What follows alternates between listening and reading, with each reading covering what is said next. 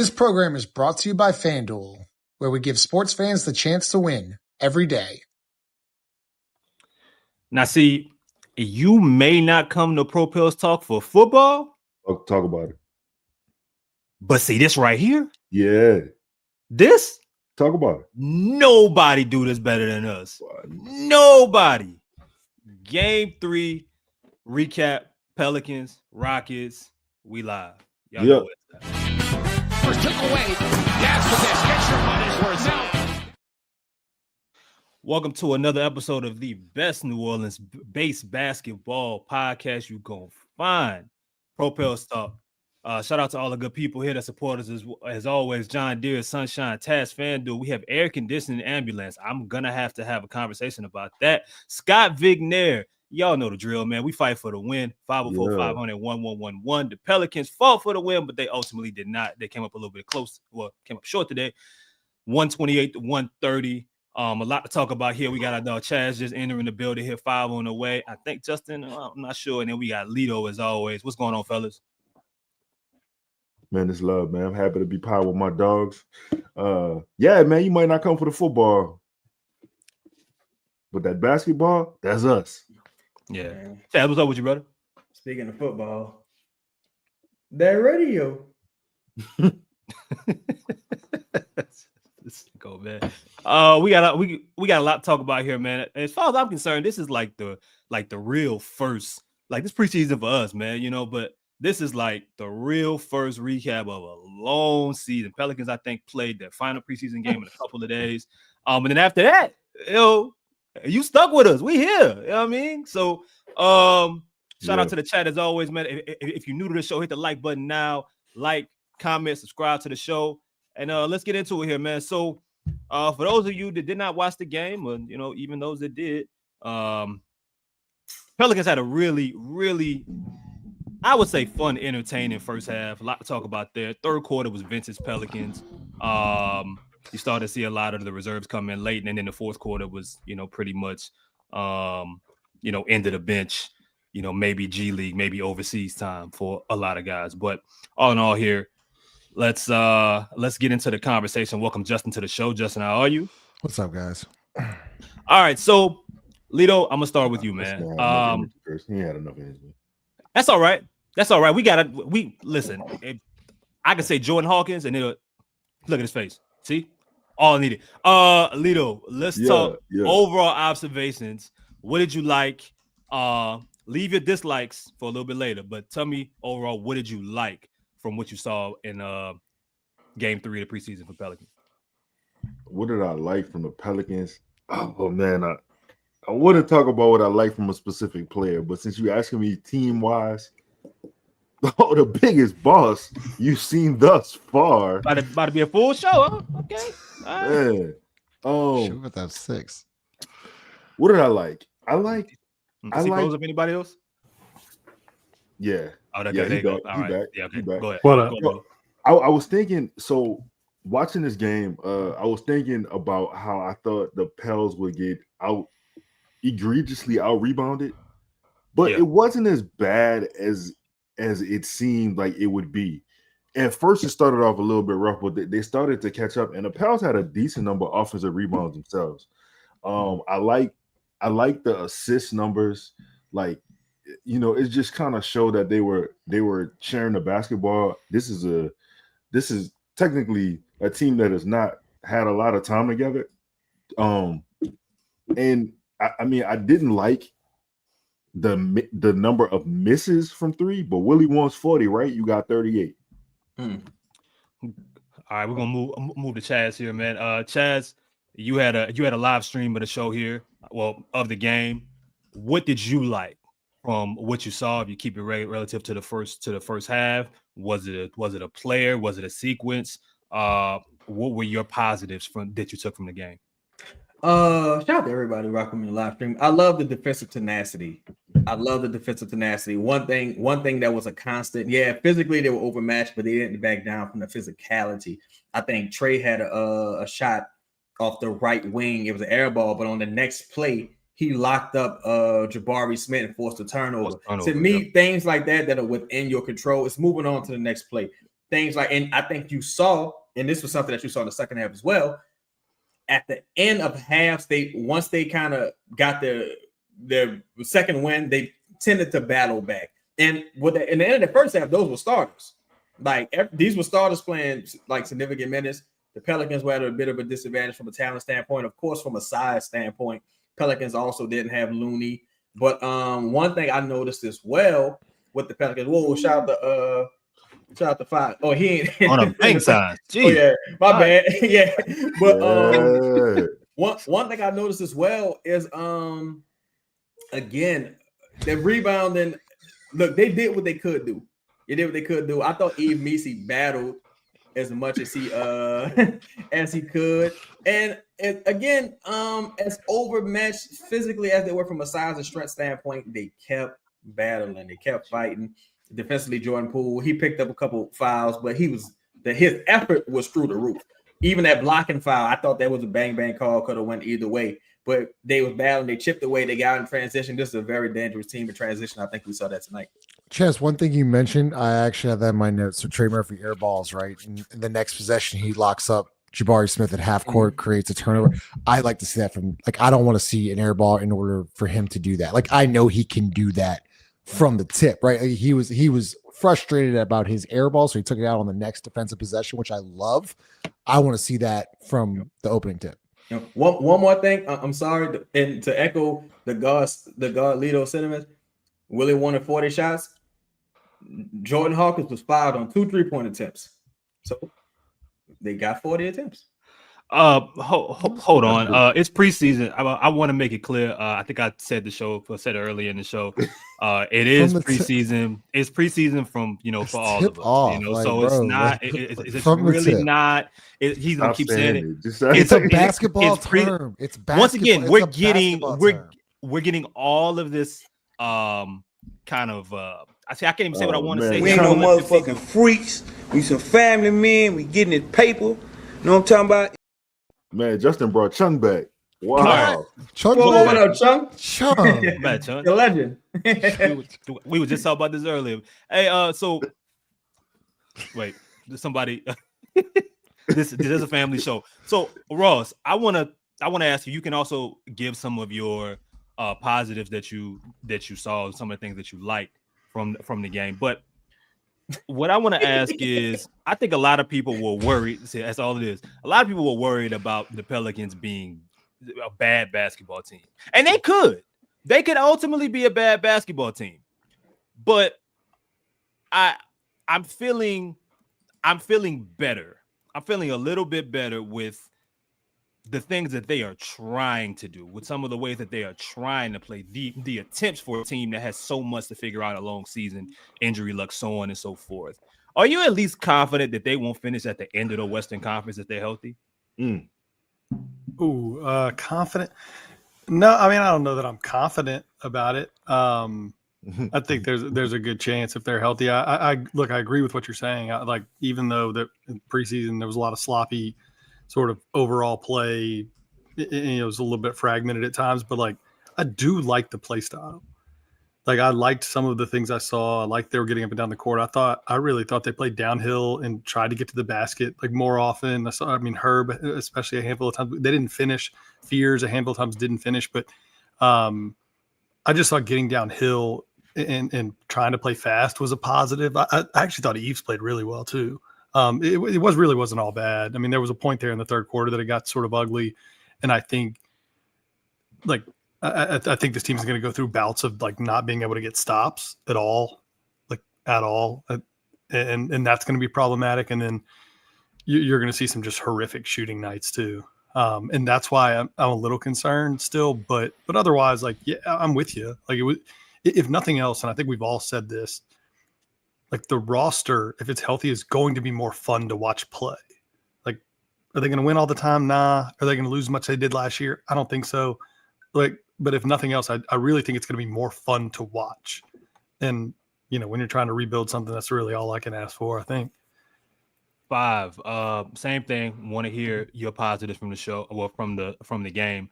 From a basketball perspective, I'm very curious about your thoughts about playing against a starting lineup against the Rockets which it felt like they had 5 centers out there certain possessions. It was crazy. You said positives, right? Yeah. Okay, let me just stick to the positives then. I like their energy, right? And again, we always kind of clown on that, but the energy was important. I like the fact that you really, why do I want to use this cliche term, but you didn't back down, right? Get into it with Thompson, Jose, and I don't think Jose is like scared of anybody per se, but like that's good to see, even in a preseason game. Like, nah, this ain't what you think it's about to be.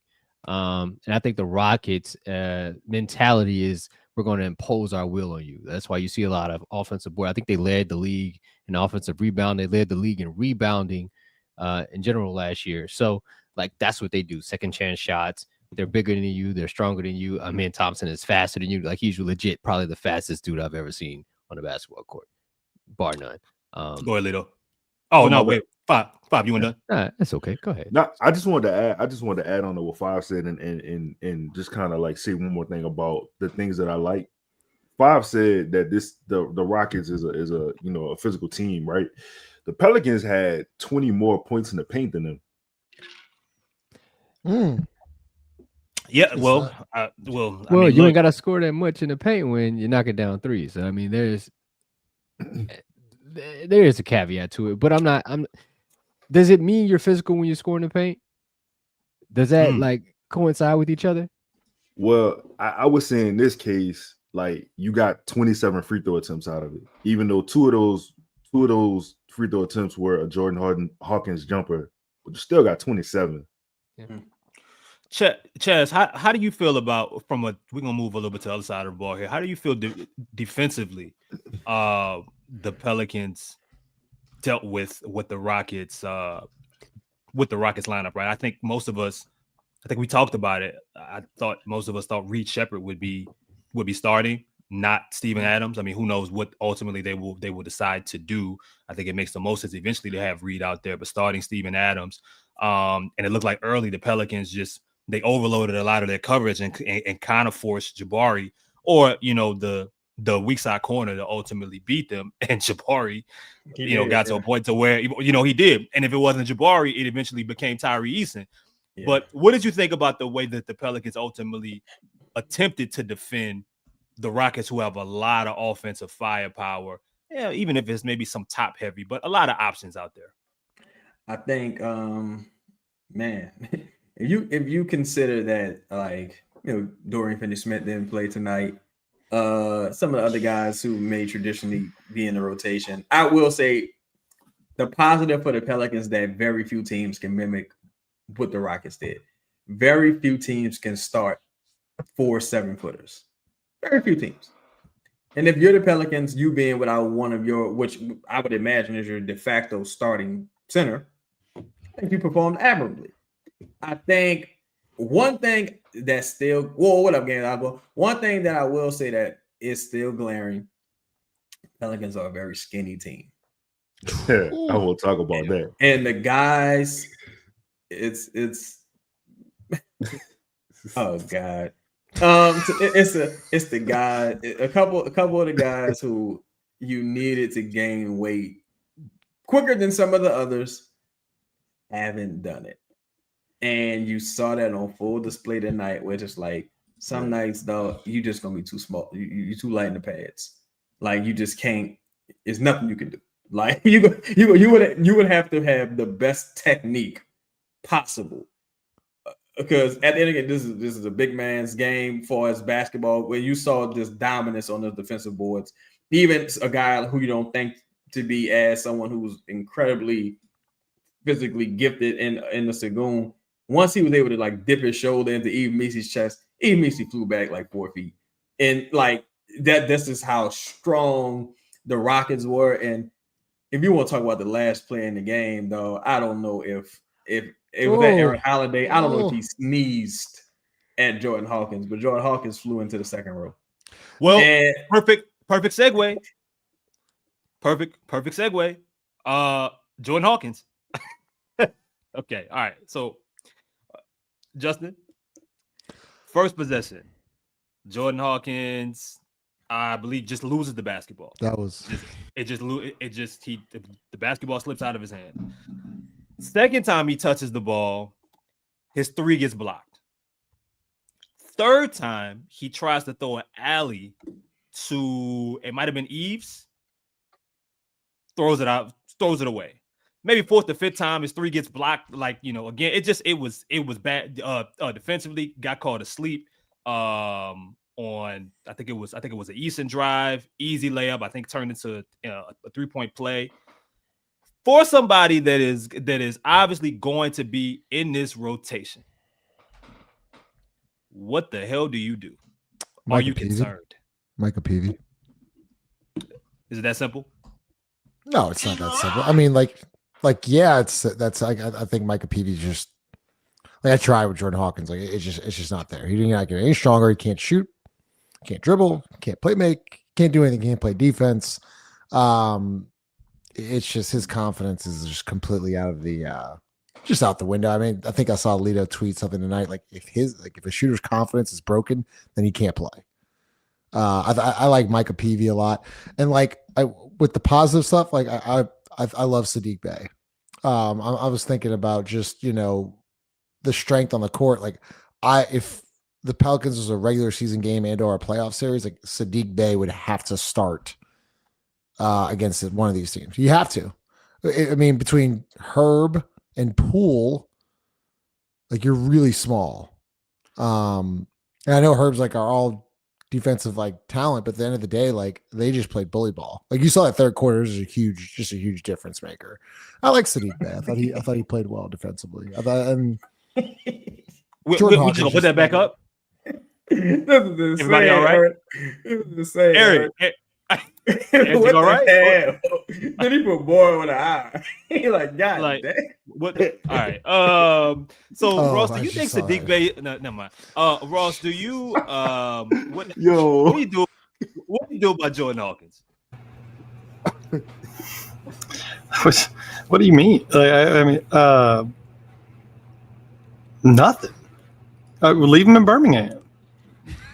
I mean, I just don't think there's anything to do. I'm being facetious a little bit, but like, there's nothing to do. Like, I don't know that he's an NBA player.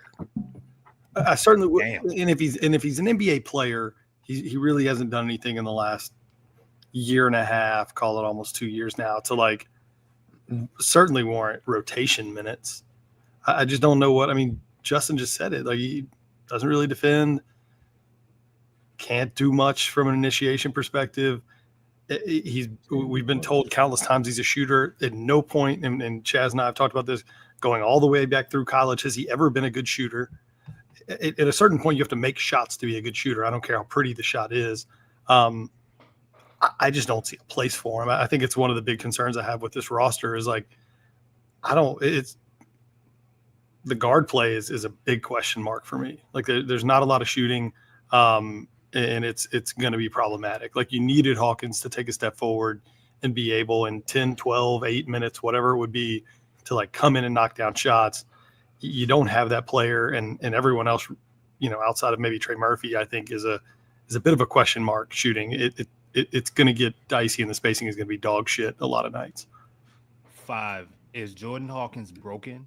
And is the simple equation at this point? I don't know if it's fair to say simple, right? He's still a rookie, but how long does he have to figure things out before? I mean, if it isn't game one, PV didn't play much until the fourth quarter tonight, right? But how long does he have to figure it out before the Pelicans are going to look PV's way or look? I mean, I don't know what other options you're going to look for on the bench, but let's say in this case it's Micah PV. I wish you would have used a different verb than broken, but I don't know if he has time. How are y'all doing that? How are y'all doing that? How is Ross and Lito switching positions? That was me, my bad. I was about to say, just drag it. You just drag it. Shapeshift. For real? My fault. Shapeshift. Shapeshifting, right? This is crazy. All right, y'all. I know we can do that. Musical chairs in this month. Playing tic-tac-toe. Yeah. No, I don't think he has much time at all, if any. I think his time is up. It's tough. to really sit back and think about Jordan Hawkins and what I thought his trajectory would be, and it just hasn't panned out. I think Jordan thrived in structure, and there's just no structure here, right? Like an offensive structure or a team structure. I think he went from like one of the elite coaches in college basketball to Willie Green, and that's wearing on him. That's truly has worn him down. Like he can't thrive in an environment where you don't know where you're going. Like you're just playing basketball. When he's been told like, oh, this is what we're doing. Like we have multiple actions, going on at once. Where you watch the Pelicans, there's just one action going on, and now we just getting it how we live. And for somebody like him, when you've had creme brulee, it's hard to go back to eating hot dogs, dog. Like it's hard. Jared, the one thing that we've talked about, and you called this a couple of years ago. When we were at Summer League, he just never like the shooting. Yeah, I get it, but like he just never got better in any other aspect of his game. Like the ball handling was like the biggest question mark, right? We saw it in Summer League, we saw it in regular season. Like to not get a better handle, in my opinion, I think it's inexcusable, to be honest with you. So wait, go ahead, Follw. No. I just agree with Justin. Like it's inexcusable. But he hasn't added anything. Like the dribbling a basketball is one thing. Got it. But anything. Not a defensive stance, not a defensive quickness, not a I don't know what Chad's doing, but he ain't added nothing. So look here, before we get to Chaz and the air freshener at the house, Lito, go ahead. We need a button for that. Hey, listen, Follw. Listen, I hate to be the person to defend Willie Green, but he's about to do it. But the hate coming. Like God knows, I don't want to defend Willie Green here. I don't want to do it, but Willie Green is not the person out there missing shots. He's not the person out there not being able to fucking dribble, and he's not the person who's not throwing fucking make-believe alley-oops to God knows who, doing God knows. What was Jordan Hawkins doing on that first possession when he bobbled the fuck? What were you doing? Do you practice that? In his mind. Bro. That's why I asked Five if he was broken, because like mentally you see somebody out there that's thinking way too much. Is the confidence completely gone at this point, Lito, before we move to Chaz? He need to be gone. Chaz, same kind of combination of questions. Is PV the answer? I know you had a show recently on Hawkins. Is it over? Are we overreacting to preseason? And then I want your initial thoughts on Herb Jones' first preseason action tonight. For Jordan Hawkins, I don't think he's broken, because that would insinuate he was ever fixed or working. I think but I don't think it's like all like over for him, because there's a number of things he can do to like remedy the entire situation. This being what he needs to do immediately. I was like, freestyle rap? Like what? How? Like, but I got it. I got it. Go learn Chinese. Got to, dog.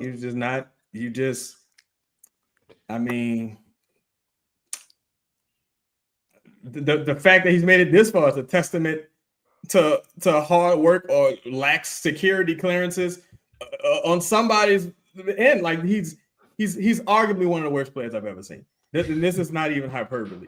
He's arguably like one of the worst players I've ever seen, especially like considering like, dog, you got more runway than a lot of people get, like young players get within this organization. And it's like the putback dunk that just atrocious. Like you keep getting your pop. You know how like it's cartoon, like the things that happen are cartoonish. It's like you got blocked twice behind the arc. You don't just get blocked, you're gonna get blocked and fall down. There's something stupid gonna happen. And it's like it's contagious, because then you get blocked, then fans get blocked.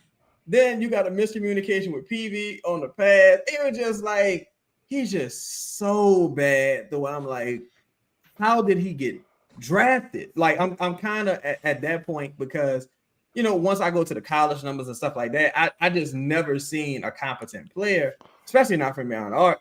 And for me, I'm like, damn, you're supposed to be at minimum the third person off the bench. Like at minimum, you're the third guy off the bench. And it's just like, you ain't got a single skill. Like you ain't got a skill. He has to be shooting like 0% in the preseason at this point. He was shooting 25% between 2 games going into the season. Did he make a 3 tonight? I think he made one, right? He made one. I think he did. I think he finished. Let's see. Yeah. He went 1 of 4, Chaz. 6 of 6 from the free throw line. Yeah, your third year lottery pick playing closing minutes in the fourth quarter of a preseason game, and you're not even getting the last shot. The rookie, the 8th, whose birthday it is getting the last shot. I think it's just a testament to what's not there. Like I really think he's a person who's going to have to go somewhere. He's going to have to learn how to do something. I'm not really sure what he can learn how to do at this stage. And it's going to be, if he's out of the NBA, it's going to be an uphill battle for him to get back into the NBA. I think Micah Peavy at this stage is a better player, like just across the board. As far as Herb, I'm going to give Herb some grace because he hasn't played in a long time. But I will say this. I think they put way too much dip on the Herb chip as far as like Herb taking the first shot, Herb come like just off the dribble threes. It just looked awful. And the size, I don't think Herb should be starting. I just don't think Herb should be starting in any world unless you have like a super guy at the 5 there. I just don't see a world where Herb Jones helps you in the starting 5. I think Herb at this stage, sub in early, put him on the best defender. The best offensive player. And I felt like this prior to this game because I knew what this was going to be. I knew this game was just only going to highlight the weaknesses of this team as far as size and rebounding and stuff like that. And to me, the Rockets ain't got a ton of centers. They got one center and Clint Capella. They got a bunch of power forwards. So you were still getting killed on the boards with Tyree Eason, with Jeff Green, looks like a fucking monster out there compared to Herb Jones. And like just some of these guys. Steven Adams at a plus 26. Steven Adams. It was like 3 dudes guarding Steven Adams. Steven Adams still was like, all right, I got it. And it's just you can't compete at a high level if you're the Pelicans, if you can't rebound and get out of transition. And you're going to need someone who can help you on the boards at the 4. That makes Herb the obvious candidate to be replacing that starting lineup, in my opinion. I just looked at the box score. I didn't realize that Herb, like the one thing I don't like about, I didn't mind some of the shots from Herb tonight. I also think like coming home had a thing, might have had something to do with it. To have more shots than Zion Williamson and to play the same amount of minutes is worrisome for me. Who's that on? Who's that following? Me and Lito have this me and Lito literally debate this once a week. Look at that fall on. Quay Murphy maybe got one shot in the second half. I personally think earlier. Lito's like to me, I think it's 50-50. But as like we talked about this, if the coach's like main job, once again, I always say this, is to put players in positions to succeed. Like you gotta draw up a play for Zion, get an ISO, get something. But like they ran like this high 1-4 set today, and they had Zion coming off a handoff, and like Sengun just goes under the screen and meets him like right in the middle of the floor. Like that stuff like is not gonna work. You gotta get him one either in space or two like on a block or ISO situation or in the ball in the middle of the paint, like the junction, and just play off him. And like that's what's just so frustrating to me is like at the same time though, Lito's argument I don't think is wrong. Like I think it's also on Zion to assert himself, to get the ball and get out of my way. Yeah. 5. What's the balance with adding Jordan Poole, who's gonna have freedom with the ball? We saw Trey Murphy have freedom with the basketball. You have Zion. But you have these, some of these utility role players that that like even a Sadiq Bey.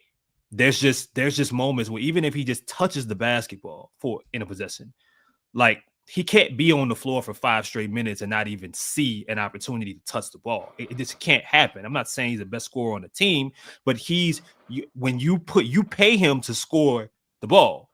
So what's the balance here from what Justin is talking about in regards to the lack of creativity, but Herb Jones going out and shooting 13 shots, Jose Alvarado taking some of the early shots that we saw him take, and you look around, even in a bad matchup for Zion, I think Zion you're looking up him only having 10 shots, or Trey not seeing a shot in the third quarter. It just, what's the balance there between the coaches and player responsibility? Joe, I want to cut you off right before you get to your point. Like against a 2-3 zone tonight, one more thing. Like they don't put Zion Williamson in the middle of the floor. They have him in a corner in a 2-3 zone. What the fuck is he gonna do out there? So go ahead, Jared. Yeah, just take one point and just run with it. But stolen. Before I even can say it. So we've seen this though, right? We've seen this exact thing 5 years now, like for the 5th year now. We can't keep blaming both sides here, right? No matter who's in the lineup, this continues to happen. We talked about Brandon at one point. We talked about CJ. We talked about all of these players interchangeably, but we had the same issue. I'm not mad that Herb shot those shots. You know why? Because the Rockets are a really good defensive team. And the fact that you have Zion Williamson on the perimeter and he's not a perimeter scorer, what they're going to do, load up and, all right, try to get downhill against 4 7-footers. That's not going to work. So he's going to pass the ball to who? The guy they're helping off of, which is going to be Herb Jones. And if you look at it, it's probably the best look you're going to get. Yeah. Right? So there's no off-ball movement on the backside. Right? Pause. There's no, screen setting going on. There's one screen, one set in the middle of the floor. Yep, that is solved. And now we got essentially your worst shooter shooting above the break 3, which is Herb coming off of shoulder surgery. Yeah, that makes a lot of sense. There's no planning in this. And this is why I get mad when you have a vanilla offense going into a season. Like you put in nothing with a team that struggles to execute. You don't think you should be doing that early? So at least you have some kind of rhythm going into the season. That way you can have, by December or January, have some continuity with your team and have them be able to solve things on the fly. No, we're not going to show the world our plays. Motherfucker, you ain't got no plays. Nobody watching the Pelicans to steal some shit. No, you might want to implement some shit now so we can figure it out. Shout the 504 boy for the 10-piece. Thank you, dog. Thank you, everybody donated. Appreciate y'all. Oh, shit, my bad. Yeah, man. We got about this shit pissing me off, man. 392 people. I think we had tops of 400 people. 395 now, man. Appreciate y'all wherever you watching, man. Please hit the like button and comment, man. We're gonna get to those star questions at the end of the show, man. So please, man, drop those comments. Lito, what's up? Hey, Justin gonna be surprised at this. I'm gonna say the blame is on Willie Green, because here's my thing, right? If you have technically 5, right? You say he's on the perimeter. Technically, Zion will be, along with her, will probably be a non-shooter in this aspect of the game. No disrespect to Herb, because he did shoot 43 from 3 at one point. But my point is, like, it's always a 5. You can always go 5-out motion, right? Like, you can have the non-shooters initiate DHOs, zooms, like handoffs. It's so much action you can create and have a non-shooter and still have them being a threat on the floor.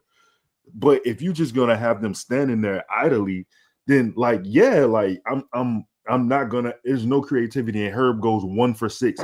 But if you got Herb in action and let him get a clean look, you know what I'm saying? Because the thing is, like, all right, Herb's getting the basketball and he's cold and he's shooting it. Yeah, that's a tough make against a swarming defense. So Ross, one of the additions that were brought in to help kind of fight the lack of structural or I don't want to say just necessarily coaching a play call, but just creativity that you see offensively when factoring in talented, a bunch of different talented players, was Jordan Poole. His ability to just simply create space while breathing, his handle, what he can do in transition, his shot range. You've had some you had a comment in the chat earlier about Jordan Poole. What were your thoughts about him tonight? And can you share with the 400 people in here, if you want to, what you said about what kind of game tonight was? Yeah, so I mean, what I had said was, there's going to be nights you get good Jordan Poole, and tonight wasn't one of those nights. Unfortunately, I like Jordan Poole. Like, I don't have anything against Jordan Poole, but I think if you're asking him to be a traditional lead ball handler, you're sort of like, you're almost doing him a disservice. You want him to play free, not under the burden. And this is why I really think he's best coming off the bench, because I think there's just something about like starting, and you've got Trey Murphy and you've got Zion, and like it's just kind of an awkward starting unit. And I don't know that you're going to always see the best version of him, and especially when you kind of layer in that he's going to have to guard somebody too. And you saw him foul out midway through the third quarter today. Like, I think he's going to struggle defensively, and I don't know that you're going to always see the best version of him if the expectation is like, hey, lead ball, this guy's going to initiate the offense, he's going to do X, Y, and Z. I don't know that's going to be the best option of him. Like, I don't want to belabor the point you guys all just made, but like, there's still so much frustrating when you watch the team structurally, like, and it all falls back on Willie Green and like just his lack of creativity, his lack of putting players in ideal positions where they're going to succeed, putting too much on certain players that really don't need that, and not finding ways, finding advantages for players within their skill sets. So I don't know. Look, I think Jordan Poole's still going to have some really good games. Like, when the shot's going in, it's going to look great. When it doesn't, like, there's going to be some ugly nights. And that's really how his career's been. I mean, do you think, like, with the injuries, like, well, I have two, I guess, questions back to you, Ross. Like, one, if Jeremiah Fears is going to continue to improve, right? And possibly, I'm not saying he's going to take over a starting point guard position, but if he somehow gets there and then DeJounte Murray comes back, like, Jordan Poole's not a point guard. We know that. But, like, they drafted a 19-year-old point guard, in which I don't think they can start right now, but he's got a promising future. And their point guard they traded for last offseason's hurt. So, like, it feels like almost like a CJ McCollum situation again, where, like, hey, man, like, we traded for you, but you got to go play point guard. That's exactly right. Like, and that's unfortunate. I don't think CJ ever should have played point guard. I don't think Jordan Poole should ever be in this position to play. Like, just let Zion Williamson play point guard. I like, it doesn't make any sense to me. And you're right. Like, it's going to be worse if you expect Jordan Poole's a rookie. He just turned 19. I don't know. 19 today. Fears. Yeah. I'm sorry. Fears. Like, he's not going to be ready this year. Like, he's going to have some moments that probably look awesome. Like what you saw in the fourth quarter when he can play down. Like, he's an exciting young player. He's not going to be ready to like lead a team that has expectations of winning. DeJounte Murray won't have played live basketball for a year by the time he comes back. Like, those guys aren't really going to help much this year from a starting unit group. You're going to have to find ways to get the best out of Jordan Poole. And I don't believe that what's current, what it looks like he's going to be doing right now, you're going to get the best version of him more times than not. You're just not. Chaz, why in the year 2025 are we still throwing the ball into Zion Williamson in the post against Steven fucking Adams? Against Steven Adams with a non-spacing center. With the amount of gravity that Zion, or the amount of tension that Zion requires, period. Why are we still doing that and expecting an offense to flow and be consistent? I kind of think the answer is this ain't bad, but I kind of think the answer is a little more simple than we may be given like it credit. Been off for 10 days. Starting unit still hasn't played together. I don't think Herb or Misi should be starting. And I thought more often than not, Herb was the worst player on the floor tonight, aside from Jordan Hawkins. And that's his first game back in what, damn near 6 months, maybe, if not longer, coming off of surgery. That hasn't been able to play in the preseason yet, so he got to find his rhythm and his footing. I think this the first possession of the game was kind of crazy for us. Like, you can tell they were trying to showcase her for the home crowd. I get it. And also, I also got to take into account they're probably playing the team that has the best odds to win the Western Conference Championship this year, aside from OKC. It'll be tough. And them dudes was at 98% health and looked like the fucking monsters out there. As far as like the Pelicans just look too small. To me, it's the worst. It was the worst possible. That team highlights everything that's wrong with the Pelicans. If you wanted to beat them, you just got to outmuscle them and rebound and get opportunities and all that. And the Pelicans only down by 1 at the half due to a crazy shot making ability by Kevin Durant. I think this team is still trying to figure it out for us. Like, whose turn is it? What do we do tonight? For some reason, Herb was the hub of the offense. Like, I don't understand it. I'm not going to try to understand it, but to me, that's kind of what it was. To where it's like Jordan Poole, I already seen what he could do for us, bringing the ball up, getting into the sets early. I think I liked his activity. He had one play behind the back dribble between Steven Adams and Amen Thompson, getting into the front court, dish it off for a nice look. I'm not really worried about Jordan Poole. I'm not even worried about the point guard position, quote unquote, because I feel like the sum of your parts can make up for that from a Zion and Jordan Poole collective. I agree with Ross. I'm going to play mostly Zion at the quote unquote 1. And I think all those guys will know how to pick their spot. But to me, the reason you see a lineup with Jose and Fears tonight is because Jordan Hawkins was so bad that you had to take Jordan Hawkins out the game. It's like, wait, it's 3 turnovers in a row. Then you start, what was it, the second quarter? Jeremiah Fears got 3 turnovers in a row. Yeah. And it's like, then you got Jeremiah Fears and Hawkins on the floor at the same time. It's like, yo. With Dickinson. I know there was an injury to Karlo, but Jesus. But the point I'm making, because you brought up a good point just there with Dickinson, but the point I'm making is it's void of talent after a certain point. It's like these dudes kind of like, to me, you got on tonight, you had 3 starters starting for you. And the other team, they got starters that they ain't even play. Like they got started, like Dorian Finney-Smith didn't even fucking play. Like, you know what I'm saying? So I just think you went up against a big dog. You held your own, but now you got some tape to say, all right, now the things we were worried about, things, you know, the Oracle Chatter Chat has been telling y'all about all season. Hey, they rearing their ugly head. You're gonna need help on these boards. You're gonna need help shooting. You're gonna need help rebound. Like it's looking kind of ugly. You might want to figure it out. So I think, and unfortunately, because he got hurt, Karlo, we didn't get a chance to see him in the second half. But you know, we talked about in the chat those 9 minutes that Karlo played, specifically, I think at the end of the first quarter, beginning of the second, he played pretty well, and it was a different flow to a team that has to get out in transition. Their best offense is when they can run. The best that we saw Zion look was at the end of the first quarter. That was when a couple guys ended up leaving. Jordan Hawkins was out there, but his ability to catch and go and play it out there with guys that want to run too. So Jeremiah Fears, along with Karlo. I thought Karlo defended Şengün pretty well.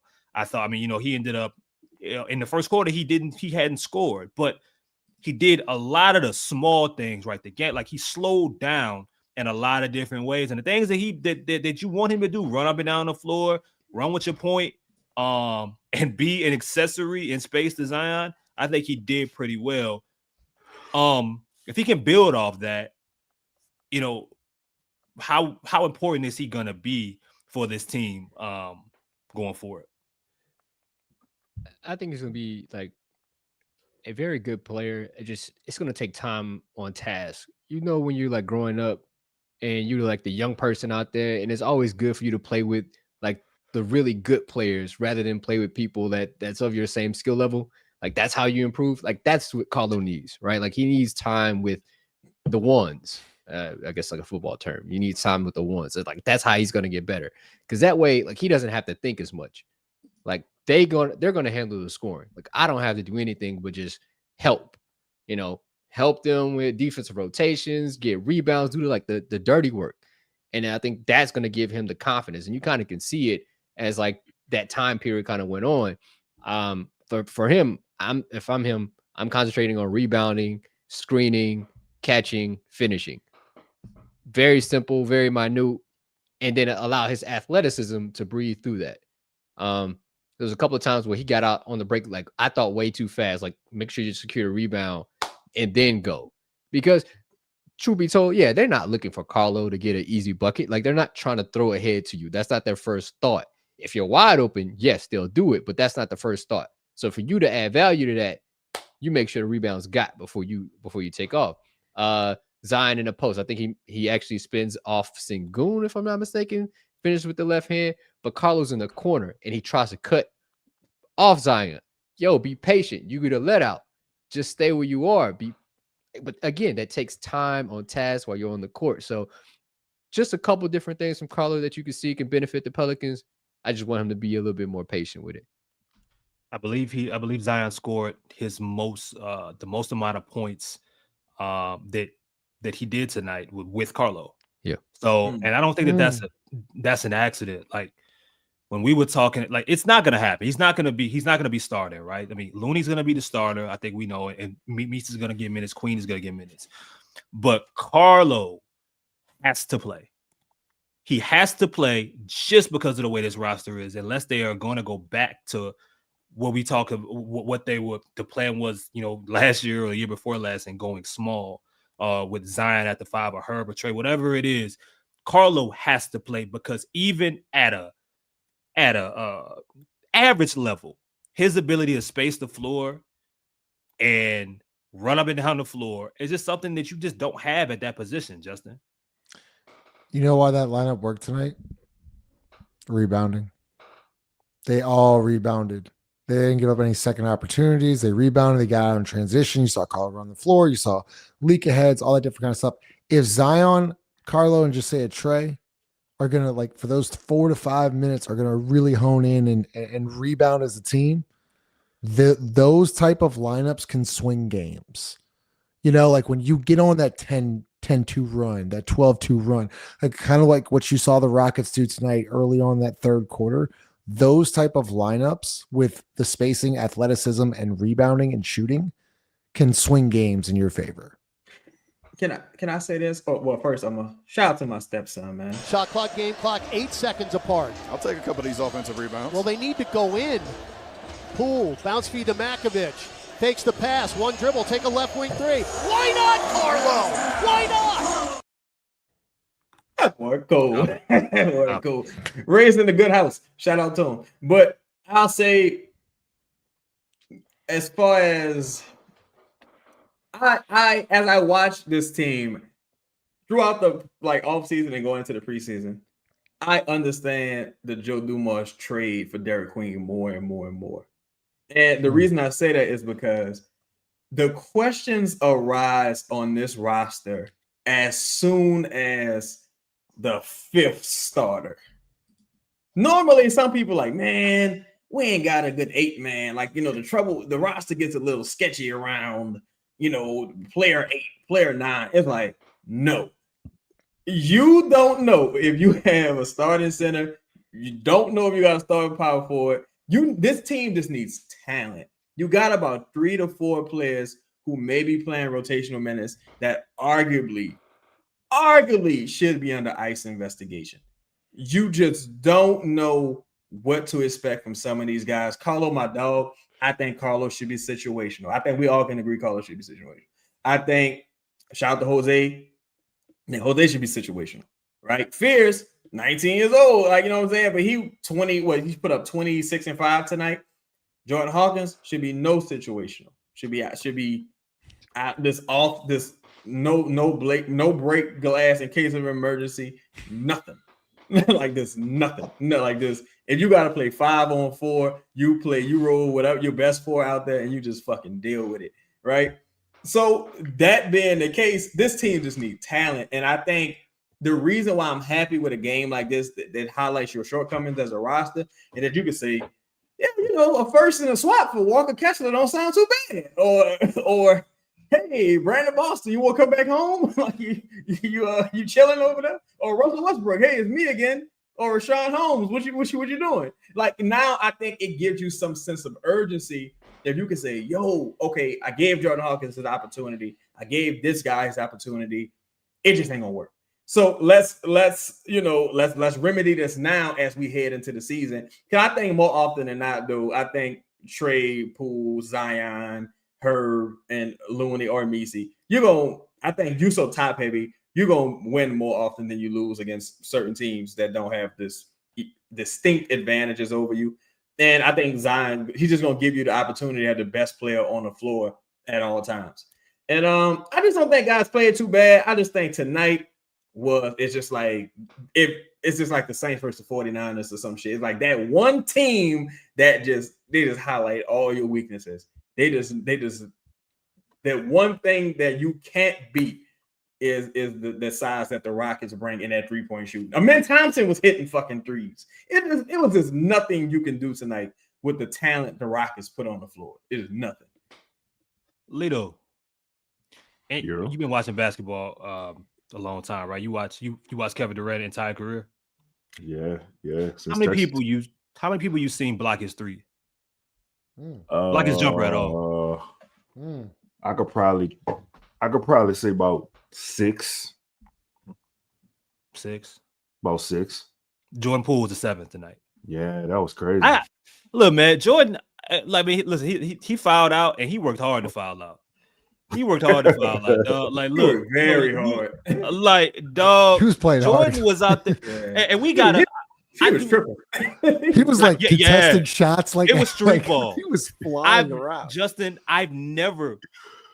In fact, Jordan Poole's contest on the shot he didn't block was better than the one. Rolling? Yeah, it was hell. Yeah, I'm like, I was like, what? Yep. I really thought, I was like, what the, bro? Y'all thought the same thing. It was crazy. Yeah, it was he the was playing very hard though. You couldn't, like, nobody could contest that. Shout out to JP, man, and it didn't matter.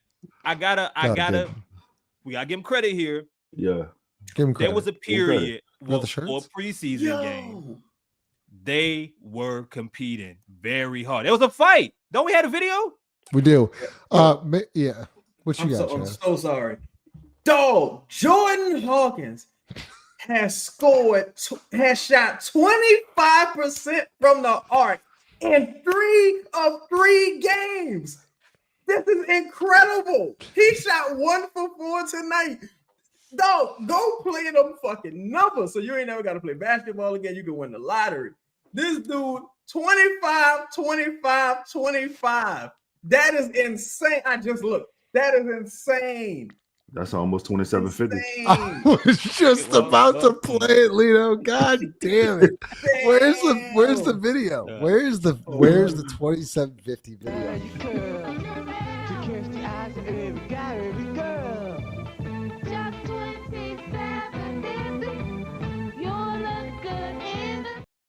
Look at this guy.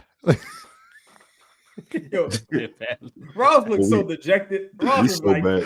Hey, this will get Ross. Sean Wright, Jason Goebel at the scores table across the way. As the call on the floor was loose ball foul by Jose Alvarado, who was tied up with Amen Thompson, who obviously took exception of Jose trying to block him.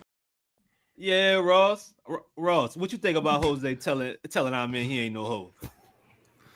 Am I supposed to get excited about this? This is what it comes to for me. I just don't care about this kind of stuff. I mean, look, and Jose's a feisty guy. That's great. I mean, that's all wonderful. I go back to what we talked about this few days. I just want to see good. I want to see winning basketball. This extra stuff. I mean, Chaz, it's funny.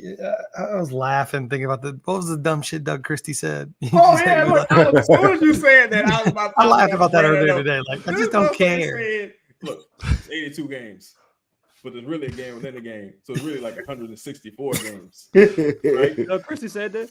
Yes. Yeah. These are his exact words in the post game after the first preseason loss. I'm not shitting you, man. Yeah. This dude said. So you lose the game. It's a fight. We're gonna win the fight. We might not win the game, but we're gonna win the fight. But the point is to win the game. The point is to win. Who gives a fuck about the fight? Somebody find that Cam Jordan quote for the end of last season. Look, it's good to see him compete. It's good to see players not back down and all that stuff. But there's still so many warts with the team. I just want to see him. I just want to see winning basketball, and I can't allow myself this early in the season to just get excited about nonsense. What I consider to be nonsense. Make sure I'll smash the like button. Can we talk about Jeremiah Fears? Yeah. Yes, we can. Yes, we can. Yes, we can. Yes, we can. Jeremiah Fears finished with 26-4. How many? 20.6 rebounds, 4 assists. 26. So 26-4. Damn.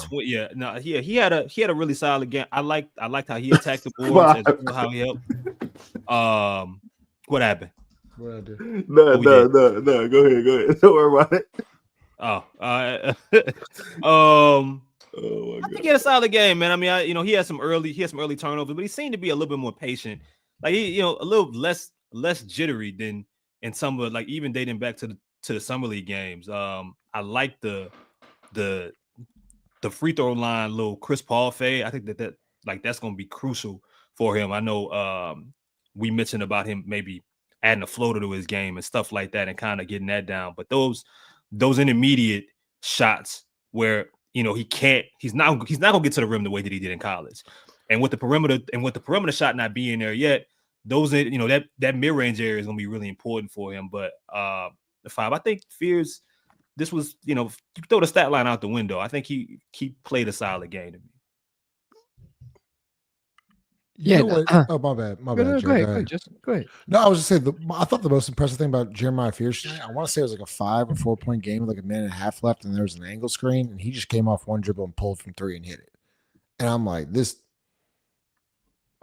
he's just confident. A whale of a second half is Jeremiah on his birthday.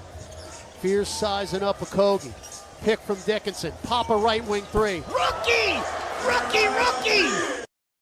Whoever just posted that is elite. I don't know who's chat. God damn, Chaz, come on. Wait till you see this motherfucker. The dude was when I say unbelievable, this guy was unbelievable. Shot clock, game clock, 8 seconds apart. I'll take a couple of these offensive rebounds.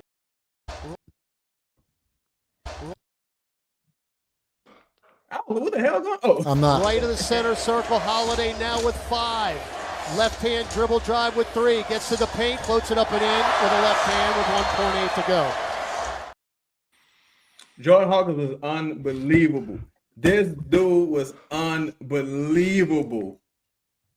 Unbelievable. That shit was so weak, bro. That was so fucking weak. Like, can we? A whale of a second half is Jeremiah on his birthday. Fears sizing up a Kogi. Pick from Dickinson. Pop a right wing 3. Rookie! Man. Boomer Sooner. Did they film this game like on like an iPhone 4S or something, bro? Like, yeah, it looked kind of crazy. It was NBA TV had some serious broadcasting struggles tonight. Very serious. Oh, man, very serious broadcasting struggles. But dog can hoop, man. Like, these are the things you saw. I guess when he was at Oklahoma, he's super young. Again, 19 today. Happy birthday to you! But his ability to get downhill, I like his progression in the game, right? Like where it starts inside out. Like you build confidence like that. All right, let me get a layup first. Let me get a mid range, something that I know I could hit, and then as the game progresses, get into a rhythm. Kind of, what you've been taught when you're a kid, start closer and then move back. So I like his tenacity. He was in the passing lanes. Got scored on a couple times. Great. Turned the ball over. Great. Cool.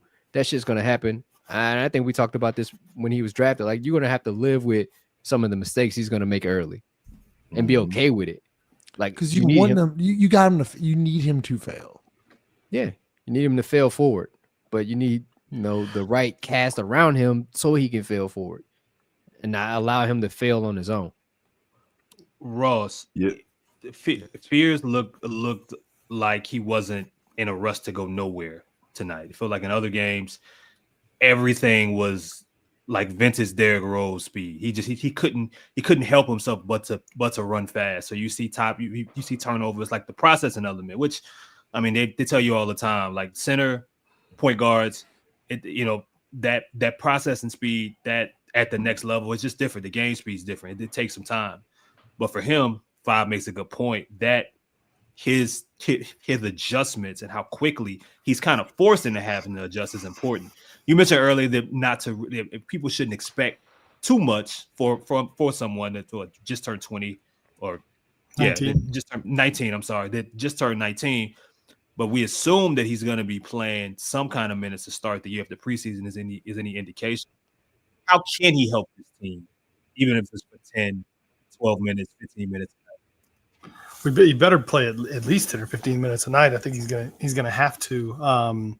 And I guess I don't want my statement to be misguided in the sense that like you should have low expectations for him just because of how inexperienced he is, how much learning he still has to do. And Five is 100% right. Like you're gonna have to live with his mistakes, let him play through those, let him learn from those. I'm concerned whether like Willie Green is the appropriate person to do that, because you saw in the fourth quarter like what type of player you could have if you foster this appropriately. You give him the opportunity, you let him learn, but learn on the fly. Like this is again my biggest concern for this team is setting these unrealistic expectations of they can be a 3 seed or a 4 seed. And it's why I keep saying every time we've had the conversation, like, I don't think this team wins 40 games no matter what. So if it under like my opinion that I don't think they win 40 games no matter what, he needs to play like a lot, because the future is next year and the year after. It's not really this year. I don't think this roster is that great. And so I think what he can give you is exactly what you saw tonight.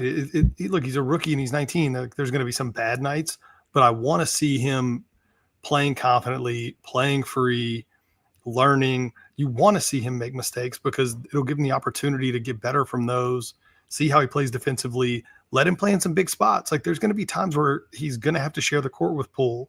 They're going to have to figure out how to play with a small backcourt. Like, he's got to learn how to play with Zion. Like, those things have to happen. And I think if they go into this season and don't let those things happen, it'll be a catastrophic failure. I think to Ross's point, I think in terms of Willie Green in this situation, Bill just a placeholder for the next coach to come in and groom Fears and elevate his talent. I think the thing about Jeremiah is, and I say this respectfully, he doesn't give a fuck. He doesn't care. Bro, it was fucking Josh Okogie, like a premier defensive player was guarding him on the perimeter, and he was making Josh Okogie look like he was stuck in mud. Like, it's not so much like he has a fluid dribble, but it's not even so much the dribble. It's his foot speed. Like, he has good balance, and he's strong. To say he's such a young player at 19, his feel for the game is growing leaps and bounds every time he hoop. Every time he hoop, you can see, like you said, he looked like he felt comfortable. He looked like he's growing into his game, and it's happening in real time. Fuck, you saw that night, bro. It was a point, like you said, we was talking about Jordan Hawkins, whoever else was on the floor at him. Jeremiah Fears looked like he was the best player out of any of those players on both sides of the ball on the floor at the time. I think you got a special player in Jeremiah Fears. He definitely better than Jordan Hawkins. Absolutely. I couldn't agree more. I couldn't. I wish I had 3 plates of those sentiments because I'll share them with everyone. He absolutely was better than Jordan Hawkins. And I like, to Willie Green's credit, I like the fact that he wasn't the best play design, limited time, like 1.6 seconds on the clock. Hot hand got the last shot. Got up a shot for Jeremiah Fierce. Best shot you can get him in that circumstance. And had a chance to go in. So that's why I think there were definitely some positives to take away from this game, him being one of them. I thought Yves Messi played well also. For a long time, I was kind of like, I don't know if Zion and Yves can play. But I think, again, one of Yves' underrated talents is he has the ability to kind of get the fuck out of the way. He knows how to like slip and kind of get out of the way. And he was taking advantage in that dunker spot. He was getting up the court. I want to get y'all's opinion on this, though, because during the live show, I was like, I don't know how I don't really give a fuck. But this kind of made me take a step back and say, well, maybe they just having fun out there. That's no excuse. But this was in the third quarter. It's a coincidence that you highlighted that comment. But what y'all thought about this? Get it to Thompson, leans in, ball on the deck twice, found Şengün, bump, lost it, got it back, and then Zion intercepts the pass. Front court, it's showtime for Zeke. The reason I asked what y'all thought about it, because I'm like, down by 10. But it's the preseason, so it's like at least y'all having you just fun. want him to go since getting your ass kicked. You just want him to lay it up and just dunk it right. No, me personally, I don't give a fuck. I say whatever, it's on you at that point. But I just think that it's interesting because that's sometimes frowned upon. Where like JaVale McGee would do it, and it's like you're down by 10. Some people might say it's bad sportsmanship. Personally, it's the preseason. You're in Alabama. You ain't had a breakaway dunk all preseason. So you're trying to give the people something to be excited about. But what do y'all think? I had no problem. No, I had no problem with it. It's Birmingham. Yeah, it's for the people in Birmingham. Yeah, it's for the people. That's how I felt. Did someone say like it was a bad move? No one said that, but it's just like I know, like I remember when JaVale McGee would do shit like that. It's like, come on, man, you're down by 20 and you doing dunks from the free throw line.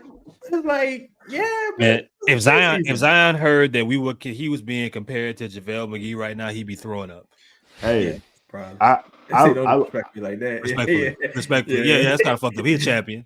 He ain't deserve that. No, I mean that's what Zion would say. Like, hey, man. What the fuck? Yo, I like it. I like it because I simply hate unwritten rules. Fuck those rules. I'm gonna do whatever I want in the game. There he is. Not a baseball guy, huh? Definitely. I'm a baseball guy up to that point. Listen. Fuck those rules. I'm gonna flip a bat. Like, fuck that.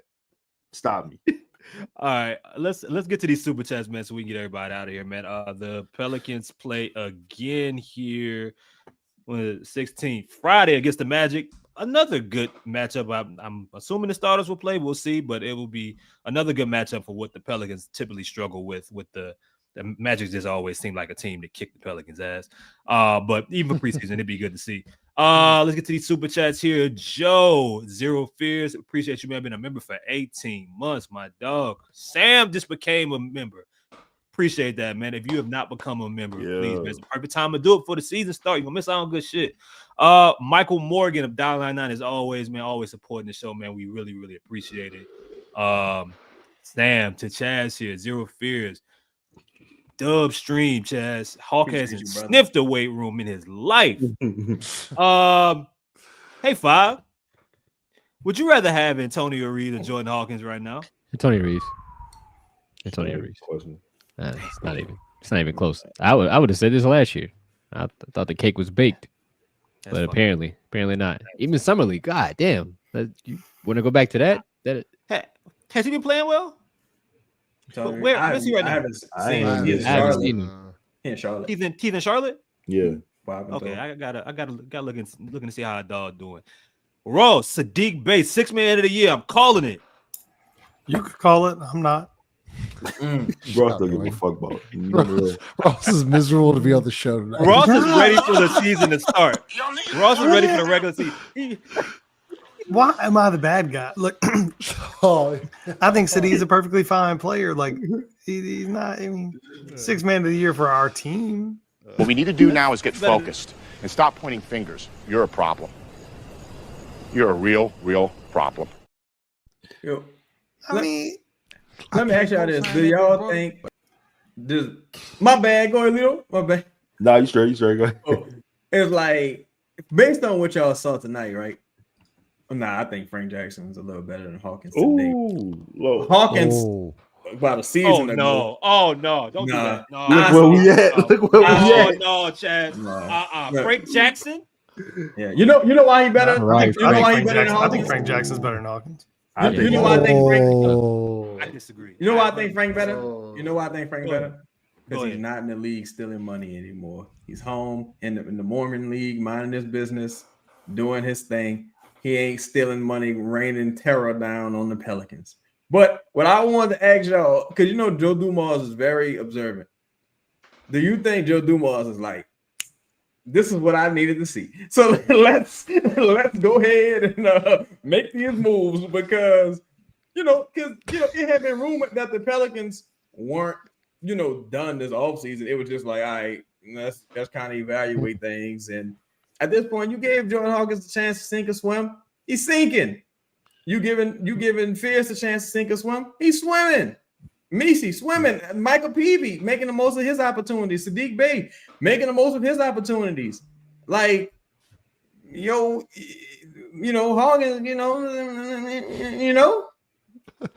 Hey, Ross, Frank from UNO, or Hawkins? Shout out Frank, though. Oh, that's easy. Easy word. Frank. I mean, stop. Frank. Easy. Look, I just want to go real quick. Back to the point Frank. Chaz just made. Like, people can disagree with me however they want in the chat, but like, the odds makers picked you to win 30 games. Mm-hmm. Okay, that tells you where the rest of the world believes that your roster is. Turn it over. Like, do what you got to do. Like. Mm-hmm. Like guys like Jordan Hawkins, if it's not working and you can move on and just free up the roster spot to try anything. Like there's just no point. Like what is the purpose of keeping someone like that on the roster if you've seen enough? Like this has to be a year of, hey man, next dude up. Like if that ain't working, who cares? Frankie Flash. I did not think Ferrari Frank would get a mention here. Hey, we talked about UNO. Shout out to Master Pete, man. He got a jumbotron. Saw that. I was at a UNO today, Jared. They're also talking with John Deere, who's the GM of baseball operations there. They're actually ripping up the infield and installing turf. In a couple of weeks. So they're doing some good stuff at UNO. Did Johnny give me my hat? I had the hat. There's a hat. Okay. A couple hats. UNO hats. I want my hat. What's y'all best, Johnny? What's y'all best offer today for Walker Kessler? I don't want Walker Kessler, so I'm out. Yeah. Would you have to give up Eve? I don't think you have to. What you think you think to get him, Chaz? I think a first and a swap. I wouldn't do it. Wouldn't do it. A first and a swap. What first? Which first? Yeah. Maybe you can give him a lottery. Maybe like give him a future lottery protected first or something.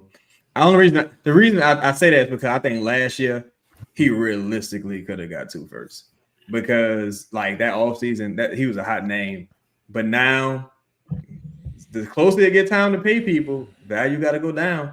I.e. Brandon Ingram. Brandon. Even Kuminga is like. Looking around, it's like, dog, you got serious front court issues. Like it's grotesque. Like you saw tonight. Sorry, Chris. You saw tonight though. Karlo goes down like you got Hunter Dickinson in the game. Right? Could you imagine Hunter Dickinson in an NBA basketball game? Holy shit! Here's my thing though. I just don't see if you're Joe how you can invest in any more front court help because. You invested in so much, you gave up so much to acquire Derek Queen. So, like, if you think look, all right, look. So let's do the math. You got Karlo who's gonna play, you got Messi who's gonna play, you got Looney who's gonna play, and you got let's say Derek Queen doesn't come back till mid-November, he's still there, but you still got Zion Williamson who they play like a power forward. And okay, let's say you Joe Dumars, Chaz. You think you want to hear that Trey Murphy don't want to play power forward? You 6'10".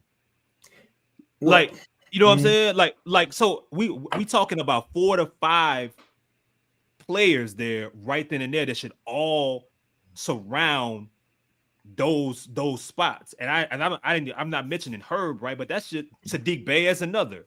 So like where does another front court player even realistically fit unless you're swapping out one or two of the guys you already have? I think Karlo gonna be very situational. Justin point hurt tonight. Mooney right now, he's quote unquote hurt, but you know he got a history of dealing with some serious injuries, and I think you do got to kind of look ahead because you're the Pelicans. Realistically, who you gonna sign in free agency? I think you kind of view Looney as like transitional, and also it's like I don't even know that. To me, Derek Queen doesn't help with your front court shortcomings. I view Derek Queen as a straight up offense guy. Like, I need a motherfucker to go out there and give me 25 rebounds. Like, yo, you right there. Let's go get some rebounds. It's like tonight, though, it was just ridiculous. And more often, we're going to see a lot of situations tonight where Eve Meese has to start games. But, maybe because of injury or maybe they just want him to start. But Steven Adams was getting rebounds with one hand, just throwing that shit. And then you got motherfuckers like Cornette and Wemby. You got like this the list of fives in the West this year is just insane, though. Like this is tough, man. This team has got to think different. They've got to think more creatively. Like if they just run out this lineup that tries to match conventional like NBA, like we need a point guard and we need someone who Herb Jones, he seems like a 2 guard. Let's play him at the 2 guard. And then we've got we need a player that's somewhere between like 6'6" and 6'10" and can kind of do. They can't think about traditional positions that way. They can't. They will lose. Yep. You're gonna like if they want any chance to compete this year, they've got to think more creatively. You're going to have to change traditional lineup structures. You're going to have to do things different. A big piece of that is going to be stop thinking about Zion as a power forward or whatever they think of him. Start thinking of him as a guard, okay? They've got to change the way they think. Like, let him play lead guard. Let Jordan Poole play in a traditional kind of 2 off the ball. Figure out the rest of the roster from that. Let Trey Murphy play whatever. If it means Karlo has to play more, fine. You're going to need shooting. Like, they've got to think about this thing different. Otherwise, like we're going to just spin our wheels all season talking about the same crap while they lose games. I was just going. I agree with Ross. Like, throw the traditionalism out the window. You know what I'm saying? Like, set yourself up for how you want to play basketball. Like, it shouldn't be, the rules or before us. This was the basic premise of basketball. Like that's why we talked, Justin, we was talking earlier about the zoom action, right? Like it's so much creativity you can have based on like the talent this roster has. You can go so far off script and still be on script with the talent and players that you have. The zoom action too, like man, like and we're talking about the point guard situation, and we'll break this down in film, like whether it's tomorrow or Thursday, but it's bringing Zion at the top of the key, then putting Jordan Poole in the left slot, and then Trey Murphy in the left corner, right? So you have 2 shooters and your best playmaker in Zion Williamson bringing the basketball to Trey Murphy. And usually what's going to happen is Trey will get the handoff, he'll turn the corner, Zion dives, Zion usually takes 2 defenders, and then you have a wide open Jordan Poole lifting up for 3. And it's just putting guys in position to succeed. That's what drives me crazy. Just the last thing I'll say about this is a perfect example was what y'all talked about with Houston tonight. Like they started like 3.5 centers, and Clint Capella played 20-something minutes. Like you don't have to do it the same way it's always been done. Like your roster doesn't work like that. It's not going to work for your roster. Like you got what you got. Figure out the best way to play that could give you some advantages, and it's not what they're doing right now. So I'll shut up. Go ahead, Bob. Yeah, please. This is phenomenal assessments, guy. I know where this is going. I hope you guys have. I think Ross, Justin, Lito, you said creativity was the theme, right? Yeah. Being unconventional. Yeah. But it seems like you guys are forgetting one thing. You're just skipping over the fucking fact that you have this guy as your coach. So Five, if you went unconventional, what would he do with it? I don't know what he'd do. Matter of fact, it's not happening. We can sit up here and say we would love to see X, Y, and Z, but it's not happening. He's as conventional as it gets. He's still running the elbow set from 1989. From when he played. He's still trying to do the things that he was doing or he thought was successful when as a player. It ain't happening, dog. There's not a creativity bone in his body. And I'm gonna go to this last comment, but I do want to end here, and partially this is it's these guys' fault, but Chaz, we talked a lot last year about rebounding. We talked about Messi. We talked about we've been talking about Trey and Herb and Zion rebounding or lack of rebounding for multiple years now. But for me, dog, I can't get over having a thought to add more rebounders or more players in the front court. Maybe you can help me. I can't do it when Zion Williamson is on the fucking floor. You should be able to grab more than 3 rebounds. Okay, Herb, if you're a small forward, you should still be able to give me more than 2 rebounds. And Trey Murphy has no excuse. He has no excuse. I've seen him do it. 4 rebounds. Now look, this matchup might have been hell for most teams. Yeah. There may not be many teams that are able to find a way to dominate this kind of lineup. But I just I can't make sense of that, bro. I can't make sense specifically of Trey and Zion not being better rebounders, no matter if it's just who they are at this point. Doesn't make sense to me, because to me, it's more of a choice than it is like a deficiency. And look, Chris, while I totally get where you're coming from, I agree, but I'm just like, choice been made. I think it's like the Pelicans are at a talent acquisition point. And it's like, when I look at that front court, aside from Looney, who's the older guy, and Messi, who's still on the incline, it's like, you just ain't got no talent there. Like, it just is. When Jeff Green would be our second physically strongest center, because he plays small ball 5 for Houston. When Jeff Green got on the court, I was like, who's this big motherfucker out here? And I was like, that's Jeff Green? It's so glaring how the Pelicans is deficient in strength. Like, I went through this list. This list is crazy. Pelicans got to play Jaren Jackson Jr., Zach Edey, Klingon, Ayton, Sengun, Yang, Adams, Wemby, Cornette, Mark Williams, Jokic, Gobert, Anthony Davis, Gafford, Zubac, Nasri, Julius Randle, Hartenstein, Chet, Lively, Jonas, Brooke Lopez, Kessler, Jabari, John Collins. Man, give me another one. Yeah, look, they probably got a motherfucker we don't even know somewhere that we're gonna be like, oh, they're starting this guy from Yugoslavia. He gets 90 rebounds. No, the Pelicans better go get a real center, because it's like, to me, as far as spacing, and it's not an indictment on Herb, because Herb can shoot, hit a corner 3 and things of that nature. But I don't even care about the spacing no more neither, because I'm like, if y'all not gonna really guard him, talking about it, it's like, what's it matter? Like, man, you gotta go get some boards. They got killed. Chris, my bad. Leo, I'm sorry. I know I gotta address this comment real quick. Hotline Bling is a good song. Y'all want Zion to be a guard and grab rebounds? Yes. I want the basketball player. Yeah. You want me to pay the light bill and the phone bill? Yeah. Novel concept. You can do both. Brother. Yeah.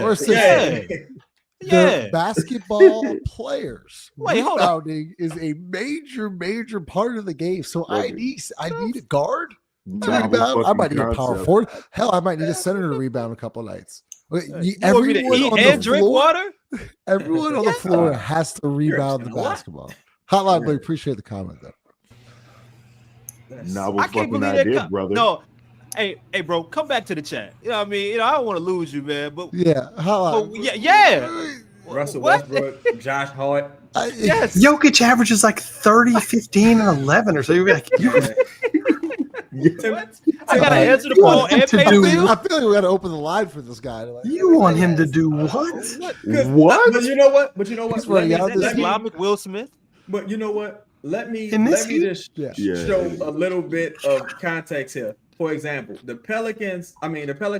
Rockets had 16 offensive boards, right? That's what it's in the box score. Jesus. The Pelicans had 14 offensive rebounds. There's no way you watch that game and think those rebounds were equally impactful, even though there's a 2 rebound difference. There's no way, like, you look at the stat sheet and like, man, Zion had 9 rebounds. He really stepped up.